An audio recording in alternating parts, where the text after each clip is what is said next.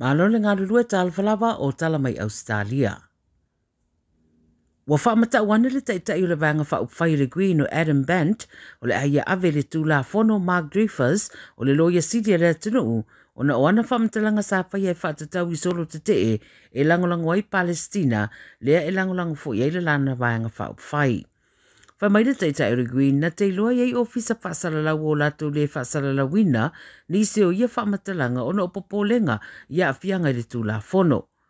Wa whai ele whaamatau a Bant i le mai au whiupua inga i le parlemene na tau whaitu ua iai e le parlemio Anthony Albanese ma le taitai o le tua ngai o Peter Dutton le taitai o le Green o na o le whaasalalawina o nisi o whaamatalanga le sao ma le iai o na latou sao i te te o lo whai e langolango ai Palestina. O whaamtalanga na whai e Mark Dreyfus o le loia Sidia le tunu whaasanga i a Bant sa whai e lunga le porkalame le APC ma lo whaatadia se tari ane le ri lo ia le lui a le taitai o le Green. O le uwhairoa le ausu e tau le soifua maloloina i Australia le mafua anga o Pito City ai o na maririu tangata i le tunu.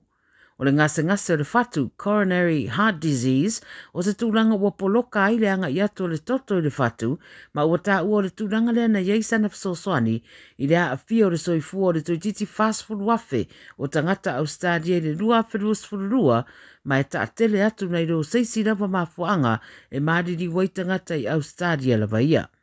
O le soesuenga na whaatino le Australian Institute of Health and Welfare, ma o lātou tā ua o le malamalama i mafuanga e mariri wai tangata Australia e whainga tā tele, ma o le tali e whesuisuia i lava e fua lava i le tu ai ngā vaai i tūlanga o loo au fia mai. Whai mai o tua mai o ngase i o le fatu, so o atu ai ma le dementia, po o le whainga tāna tue mana tua o mea. So o ai ma le toto mawarunga ma le suka e au fia uma i mafua anga e 5 pito i lunga le top 5 o ngase o loo mātele i nā awhia i soifua o tangata i Australia. O lo ngalu e pesa entisi Australia i se polokete ma whai ona whai ai se satelite e vaveo nei loa ai vaenga o tonga vao o le a fia yafi.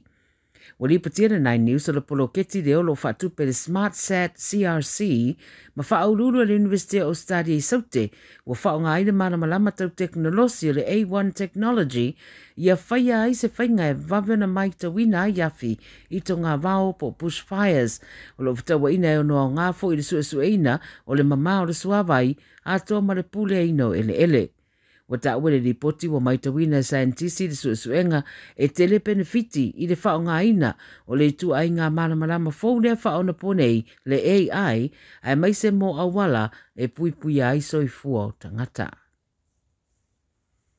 E iei vaengo ni usawa lese watu ina iei lapta ingo winga lulu wao le tau i le so a tō mawhamtalanga o ti munga mamafa o le ato e a fiai. O le lapta inga mai le vaa ai tau o wha ai loa le ama mawhati munga i vaenga o le Illawarra, South Coast ma le Central Tablelands i le so. O ta ua mai o ti munga mawhai au fiai, mai ono a fiai foi i lo longa wha fosei flash flooding. Whai loa whato a tau whai titia i le asonga fua, ia le tūlanga lolo wao le tau, ia maua whautoina tangata ia whai masiaki le talo le tau au pitola tamai, a wā foi le no fosaunga le mū.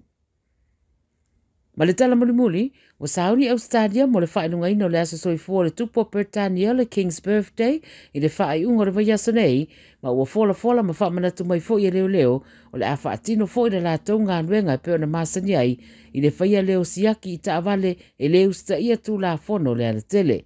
O le a whaatulanga le double demerits pe aso lia tū la fono le awala. O sori ngā tū la fono e au whieriso ona sawa, a vita avale ai le whaia le fuspau, a vita avale o nā, o le whao ngā whaasori tū la fono telefoni, alu i mōri i mū, ma le tau mawhaia alo fia speed cameras. Mai le sefuru lua i le vaveawa nā neise i o le sefuru tasi lima sefuru wiva i le pō le asonga fua mua o le a whaatulanga ai le pōr kalamene nei a leo e pei o na masa ni e mai se lava i le vaitau e whaailonga i nai ni aso malo i le atunu.